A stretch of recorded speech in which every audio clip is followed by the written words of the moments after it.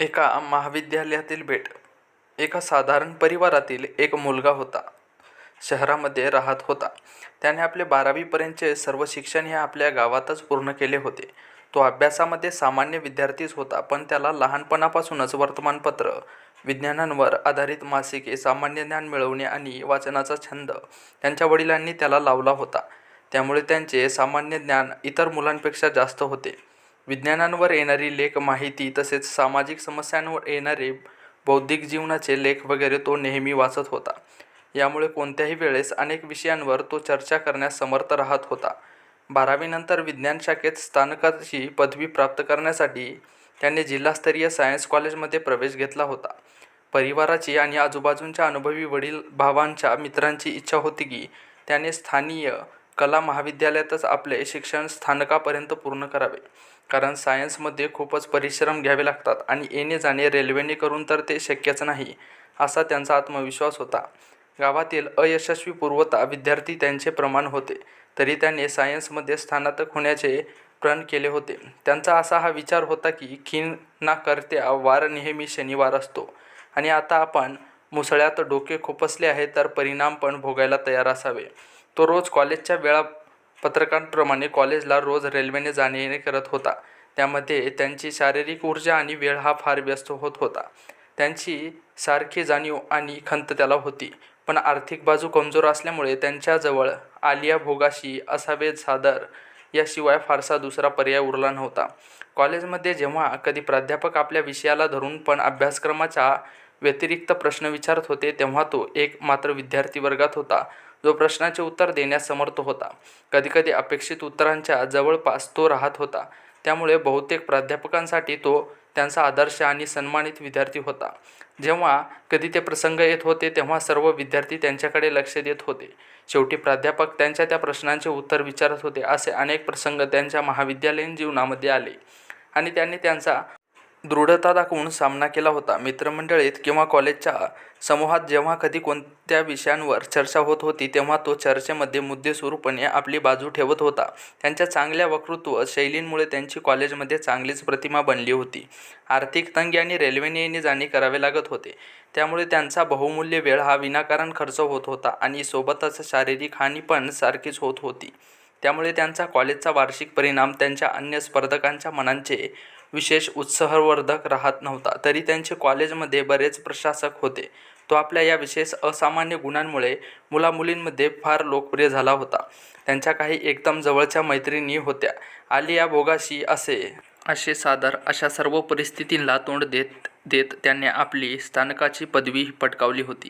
इकडे आड्या आणि तिकडे विहीर अशा स्थितीमध्ये त्याने मध्यमवर्ग निवडला होता. त्याने स्नातकोत्तरासाठी नवीन शहरामध्ये दाखला घेतला होता. जुन्या अनुभवांच्या आधारांवर आणि असामान्य कार्य करण्याची जिद्द कायम होती. म्हणूनच तो जाणे-येणे करून स्नातकोत्तरांचा अभ्यासक्रम पूर्ण करत होता आणि सोबतच स्पर्धा परीक्षेची पण तयारी करत होता. प्रयत्नयती परमेश्वर, त्याने स्नातकोत्तराच्या अंतिम वर्ष एक स्पर्धा परीक्षेमध्ये यश प्राप्त केले होते. तैनाली त्याला स्थानिक मौसम विभागात नागपुरातच नोकरी मिळाली होती आणि त्याला यामुळे आनंद झाला होता. आर्थिक अडचण दूर झाल्यामुळे जीवनामध्ये काही यापेक्षा चांगले आपण करू शकतो असे त्याला वाटत होते. मनी बसे तसे स्वप्न दिसे, त्यामुळे तो मोठी मोठी स्वप्ने बघू लागला होता. इतका लांबलचक शैक्षणिक प्रवास केल्याने रोजच्या भाजी-भाकरीचा व्यवसाय पक्का झाल्यामुळे त्यांच्या थोडीशी शिथिलता आणि अडचण झाली होती. जो थांबेल तो संपेल असा होतकरूचा अनुभव सांगत होता. तसेच त्यांच्यासोबत घडले होते. कार्यालयाने त्याला एका विशेष प्रशिक्षणासाठी दिल्लीला पाठवले होते.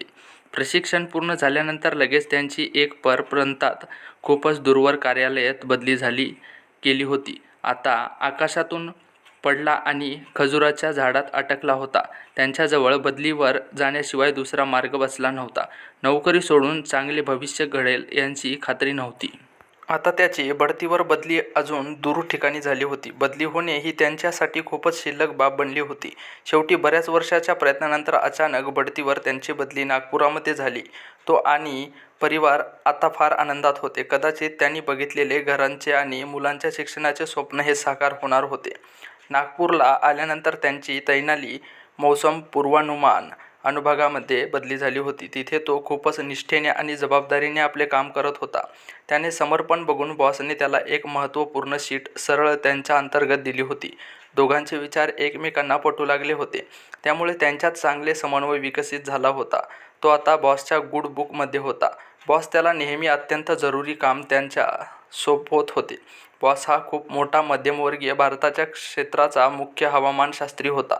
बॉसचा साक्षात्कार घेण्यासाठी नेहमी टीव्हीकर्मी कार्यालयामध्ये येत होते आणि नंतर त्यांचा साक्षात्कार प्रसारित करण्यात येत होता. त्यांना लागणारी मौसम संबंधी सामग्रीही जुळवाने बॉसने एक महत्त्वपूर्ण शीट सरळ त्यांच्या अंतर्गत दिली होती. दोघांचे विचार हे एकमेकांना पटू लागले होते आणि त्यामुळे त्यांच्यात चांगले समन्वय विकसित झाला होता. आणि आता त्याला लागणारी मौसम संबंधी सामग्रीची जुळवाजुळवी करून देण्याची जबाबदारी बॉसने गुड बुक असणाऱ्या अधिकाऱ्यांची होती. त्यामुळे सर्वच मीडिया सहकर्मी त्याला ओळखत होते. बाईट चालू असताना तो त्यांच्यासोबतच राहत होता. त्यांचा फायदा त्याला साक्षात्काराने गूढ शिकवण्यात होत होता. तो शेवटी त्याच अनुभवामध्ये हवामानशास्त्री म्हणून सेवानिवृत्त झाला होता. आपली सेवा देताना त्यांचा संपर्क अनेक मीडियाकर्मी, समाचारपत्रांशी, रिपोर्टर, शेतकरी आणि कृषी वैज्ञानिकांशी येत होता. त्यामुळे त्यांना येणाऱ्या अडचणींची जाणीव झाली होती. जीवनामध्ये काहीतरी केले पाहिजे म्हणूनच हवामान अंदाजांसंबंधी सविस्तर माहिती, हवामानाच्या अंदाजांची शब्दावली नक्की उलगडला झाला पाहिजे म्हणून त्याने एक पुस्तक लिहिले होते. पुस्तकाचे नाव आहे वर्षा, हवामानांवर लेख असे होते. त्यांची एक प्रती ज्या महाविद्यालयामध्ये तो सायन्स शिकला होता तिथलच्या विद्यार्थ्यांना त्याचा लाभ व्हावा आणि कॉलेजला पण माहीत व्हावे की विद्यार्थी तेथे घडले होते. ते अजूनही कॉलेजचे नाव प्रकाशमान करीत होते. ते पुस्तक कॉलेजला भेट करण्यासाठी तो निघाला होता. त्यांच्यासोबत त्यांचे 2 वर्गमित्र पण होते. वाटेत प्रवास करताना जुन्या सर्व आठवणी एक मागे एक करून नजरेसमोर येऊ लागल्या आणि तो तेव्हा बराच भावूक झाला होता. डोळ्यामध्ये आनंदाचे अश्रू पण होते. तितक्यातच आम्ही कॉलेजच्या पटांगणामध्ये प्रवेश केला होता. मागील 40 वर्षात कॉलेज आणि आजूबाजूच्या परिसरात बराच फेरबदल झाला होता. जुने दिवस आठवले होते पण ते मित्र आणि मैत्रिणी तिथे कोणीच आमच्या स्वागतासाठी नव्हते. पण त्या आठवणीमुळे त्यांचे आभासी चित्र दिसत होते. आपल्या भावनांना लगाम देऊन तो त्या कार्यासाठी गेला होता. ते कार्य पूर्ण करायचे होते. प्राचार्यांना तशी लिखित नोटीस पाठवली होती. नोट बघताच त्यांनी आम्हाला बोलविले आणि पाठविले होते. त्यांना त्यांच्यासोबत विस्तृत चर्चा झाली होती.